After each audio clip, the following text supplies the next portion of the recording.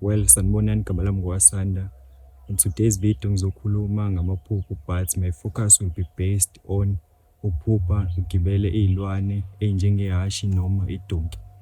First of all, if ever uthi uyaphupha uyibona ugibele isilwane ephuphweni lakho noma ubona ugibele ihashi noma idonki. Lesilwane usuke usigibele ephuphweni, in most of the cases suke simele umuntu ozoshada naso.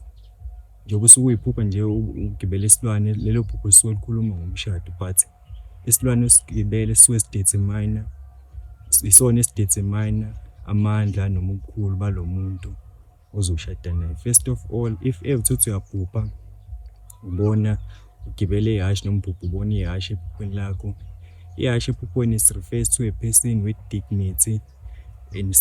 dignity status and power. If ever nje uphupha ubona ugibele ihashi, kusho ukuthi lowo muntu ozoshada naye kuzoba umuntu ohloniphekile, futhi uma ngithi une-status umuntu mhlawumbe uthi onegama elihle emphakathini, wenza izinto ezinhle emphakathini, futhi okungenzeka ube ukuthi umuntu onemali, ohloniphekile futhi onamandla. So futhi nokunye ilo msila walo ihashi udetermine, umsila walo ihashi ubude bawo udetermine amandla alowo muntu noma udetermine abalandeli noma ama-followers alowo muntu azowathola through udumo lakhe. If ever nje uphupha ugibele ihashi ephupheni lakho noma uphupha ubona ihashi, umsila walo ihashi udetermine ama-followers noma amandla alo muntu ozobe ushade nalo, as ngishilo ukuthi if ever uphupha ugibele ihashi isuke likhuluma ngomshado wakho, but lesilwane osuke usigibele ephupheni sidetermine amandla alo muntu osuke ushade nazo. Kwesinye isikhathi kungenzeka ukuthi uzophupha ugibele idonki. If ever ugibele idonki, i-condition eyayo idonki ukuthi isesimeni esikanjani idetermine lowo muntu osuke uzoshada naye.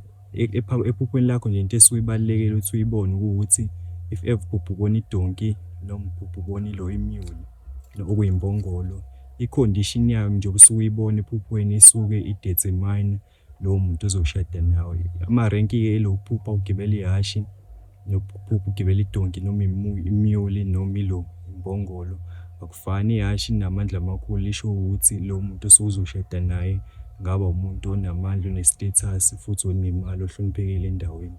If ever sekuyidonki kuyi-opposite, sometimes kuye kube kubi, sometimes kuye kube kuhle, but i-condition noma ukuthi lo muntu ozoshada naye kuzoba kanjani emshadweni wakho kudetermine ukuthi idonki usuke uyibona yenzani ngaleso sikhathi.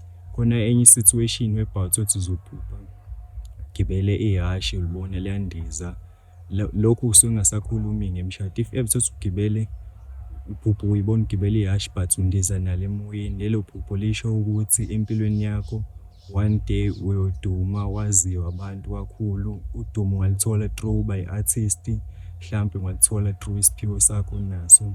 Leli phupho nje lisuke lizama ukutshela ukuthi empilweni yakho kukhona amandla okuduma noma kune-potential ukuthi one day uyoduma, waziwa abantu. Sometimes futhi liyakhuluma ngoku-travel ukuthi one day kuzokwenzeka uthathe uhambo futhi lizoba impumelelo. And then elinye iphupho ilelo phupha mhlawumbe uthi ubona idonki noma ilona ilo ihashi uliphupha liyakhala. If ever uthi uphupha idonki noma ihashi ubona kuyakhala ephupheni lakho, kusho ukuthi abantu abakukhulumi kahle, futhi kusho ukuthi in most of the cases abantu bayakuhleba. If ever nje uzophupha ephupheni lakho ubona ihashi liyakhala noma idonki iyakhala, kusuke kusho ukuthi wena umuntu ohletshwayo futhi ungakhulunywa kahle emphakathini noma endaweni ohlala kuyona. Igama lami nguWasanda. I was here to share my point of view. Thanks for watching my video. Until the next one, take it easy.